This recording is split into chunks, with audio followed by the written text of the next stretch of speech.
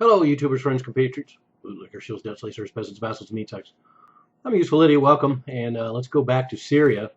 We have this ceasefire now, or what they call, quote, a cessation of hostilities, unquote, which means that basically they're recommending that there is no violence, but of course, surely they will be during this next week, supposedly getting ready for this cessation of hostilities, but also soon after that, I'm sure.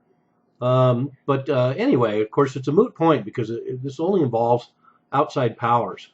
So we have all the people involved in propping up these proxy wars, basically deciding that there will be a cessation of hostilities.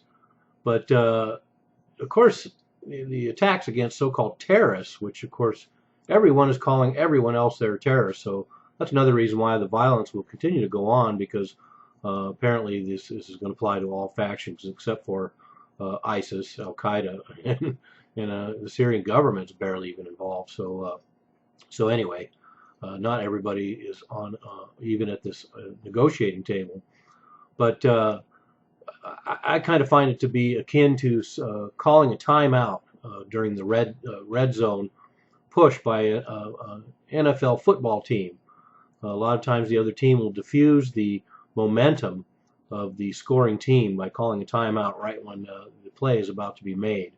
And this kind of reminds me of that, because this is very interesting timing. We have this siege on Aleppo that's going on, with Russian and Syrian forces about to retake a major city. And they will probably continue to do so, because as far as the Russians and the Syrians are concerned, terrorists are in that city.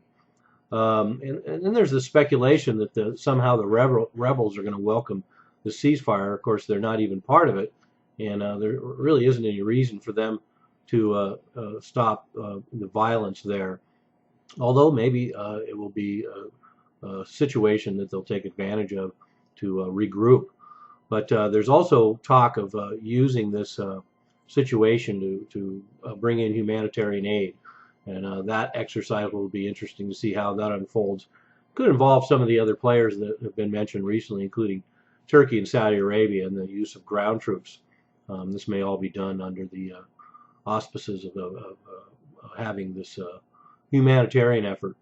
But we also know that Turkey's interested in the ceasefire. They want to curtail any more gains by the Kurds, and we see that going on right now. As a matter of fact, footage just showed up today that purportedly shows Turkey shelling Kurdish positions inside Syria, or Rojava as they call it. So, is coordination a goal? Is a reconfiguration a goal? I think, to me, that seems more the likely scenario, that there's just going to be used this tentative ceasefire, if it holds at all, to reconfigure the situation, and the war will go on. But the fact that Assad is not really part of this, and that somehow Russia and the United States are going to broker some deal, doesn't seem likely. Assad is operating from a position of strength, at least for the time being, and the Russian and Syrian coalition forces are having a lot of victories in the field right now. So interesting timing.